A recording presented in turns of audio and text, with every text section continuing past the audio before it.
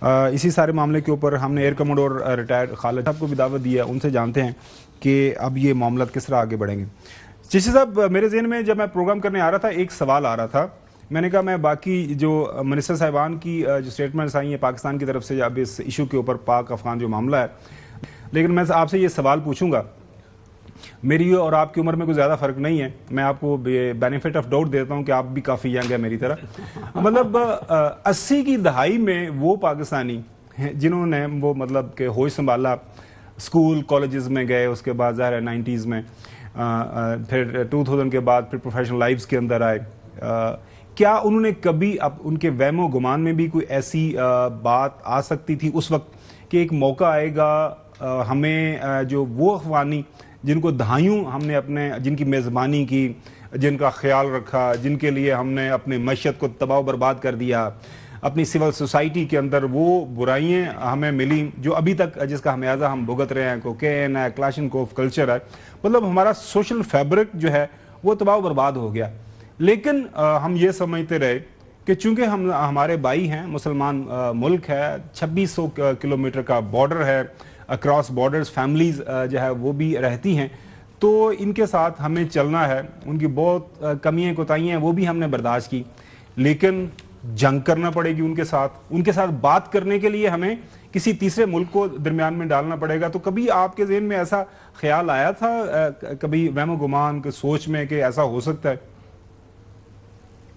بہت شکریہ گمن صاحب، پہلا تو کمپلیمنٹ آپ نے دے کے مجھے اپنی ایج کے برابر کیا تو میں اپنے آپ کو جوان محسوس کر رہا ہوں۔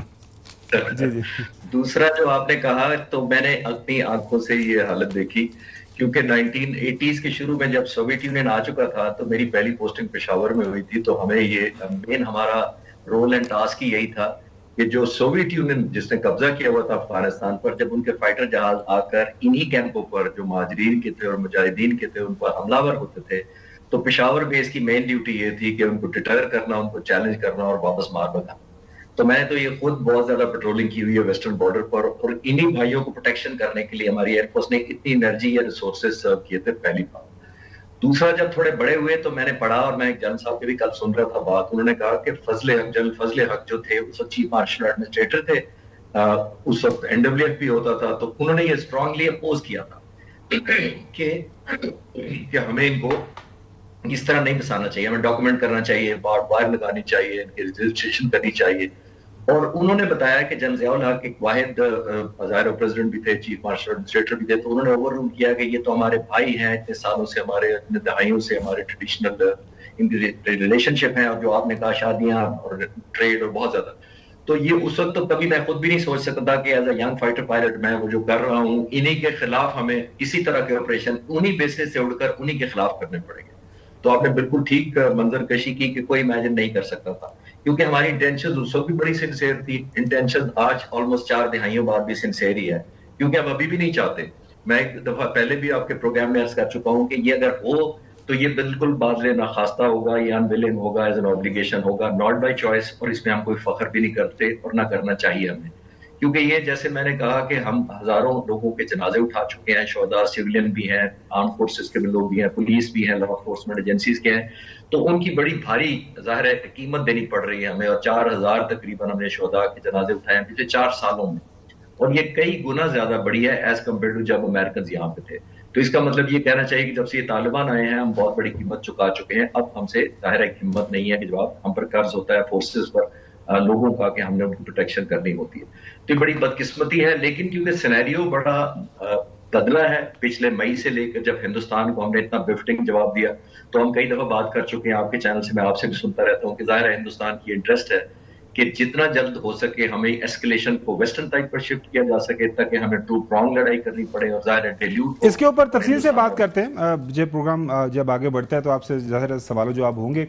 چشتی صاحب، خواجہ آصف صاحب یہ فرما رہے ہیں، اور یہ میرے خیال میں لارجلی کنسنسس ہے، ابھی مفکرین ہیں جو سوچ رہے ہیں اور دیکھ رہے ہیں سارے معاملے کو، کہ انڈین جو ہینڈ ہے، کیونکہ ریسنٹلی ان کے متقی امیر گئے وہاں پہ کو 7-8 دن وہاں پہ رہے، بریفنگز ہوئیں، اور وہاں پہ تھے بھی ان کے جو مہمان تھے خاص طور پر اجیت ڈوبھل کے تھے۔ خواجہ صاحب کیا فرما رہے ہیں کابل کی حکومت میں جو بھارتی دخل اندازی ہے اس حوالے سے؟ اس وقت کابل کے اندر جو حکومت ہے اس میں پینیٹریٹ کیا ہوا ہے انڈیا نے. مذاکرات جو ہوئے ہیں ہمارے ساتھ ایگریمنٹ ہوا ہے, 1 دفعہ نہیں, 2 دفعہ نہیں, 3 دفعہ نہیں, 4 دفعہ نہیں, 5 دفعہ 6 دفعہ جو ہے ایگریمنٹ ہوا ہے جس کے اوپر. اور جب انہوں نے کابل فون جا کے باہر کیا ہے اور کابل سے جو انسٹرکشنز ان کو ملی ہیں اس کے اوپر اندر آ کے وہ جو ہے وہ اپنی لاچاری کا یا اپنی ہیلپ لیسنس کا انہوں نے اظہار کیا ہے. آئی وڈ کمپلیمنٹ جو ان کی ڈیلیگیشن آئی ہوئی تھی پہلے بھی اور آج بھی, لیکن جو کابل میں بیٹھ کے لوگ جو ہے وہ تارے جو کھینچ رہے تھے, پتلیوں کا ایک تماشا لگایا ہوا تھا, ان کا پتلی تماشا جو ہے دلی سے کنٹرول ہو رہا تھا. تو میرا خیال ہے کہ پاکستان کو ایک لو انٹینسٹی وار کے اندر انگیج کرنا جو ہے وہ مقصد ہے ہندوستان کا, اور اس مقصد کو جو عملی جامہ پہنا رہا ہے وہ کابل پہنا رہا ہے. جیسے صاحب کل بھی ہم یہ اس موضوع کے اوپر بات کر رہے تھے تو سوال ہمارے ذہن میں یہی آ رہا تھا کہ 2600 کلومیٹر کا بارڈر ہے, اکراس بارڈر جو ہے ڈیفرنٹ ٹرائبز رہتے ہیں, آنا جانا, ٹریڈ جو ہے افغانستان اس کی 50% کا انحصار سارے کا سارا ہمارے اوپر ہے. افغان ٹرانزٹ ٹریڈ جو انڈیا سے ہونی ہے وہ بھی واگا بارڈر صاحب سے یہ شارٹیسٹ پاسبل روٹ وہی بنتا ہے. اس کے باوجود کیوں باضد ہے افغان رجیم جو موجودہ وہاں پہ ہے کہ وہ پاکستان کے ساتھ معاملہ خراب کرنا چاہتی ہے, بگاڑنا چاہتی ہے؟ ایک رائے یہ ہے کہ انڈین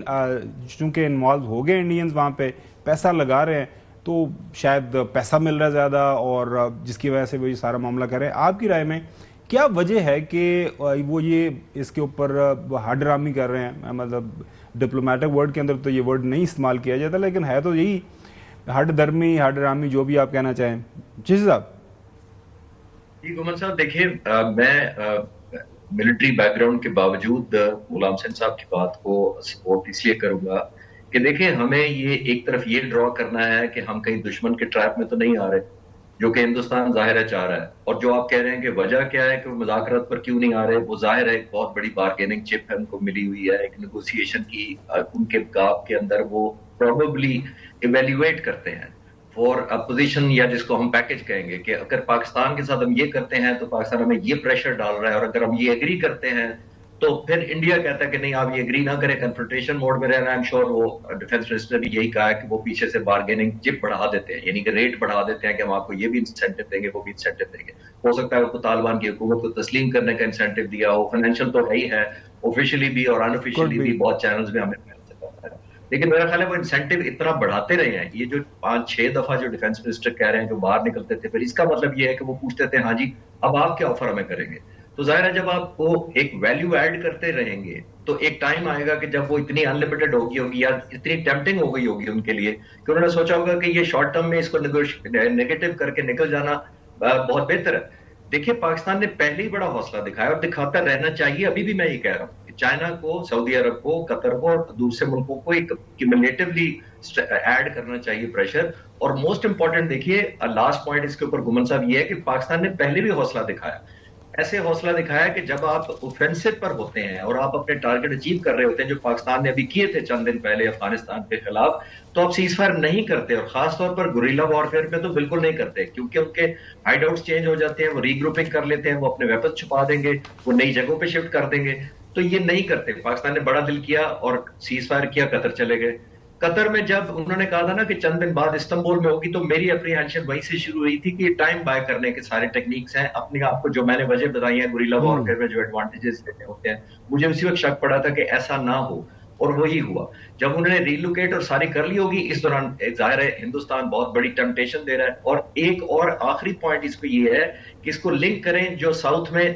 سر کریک کے ایریا میں انہوں نے ایکسرسائز اناؤنس کی ہے. اس کا مطلب ہے وہ طالبان کو فزیکلی مینیفیسٹ کر کے بتا رہے ہیں کہ ہم آپ کو سپورٹ نہیں کر رہے, ہم پاکستان کو ساؤتھ میں اور سمندر کی طرف اسٹریچ کر رہے ہیں. تو آپ ادھر سے پریشر رکھیں, نارتھ اور ویسٹ کی طرف سے, ساؤتھ اور ایسٹ کی طرف سے ہم پریشر ڈال کے رکھیں گے. تو یہ تو ہم اس ٹریپ میں جانے سے پہلے ہمیں کئی دفعہ سوچنا پڑے گا اور تحمل سے سوچنا پڑے گا. بالکل صحیح بات ہے آپ کی. جس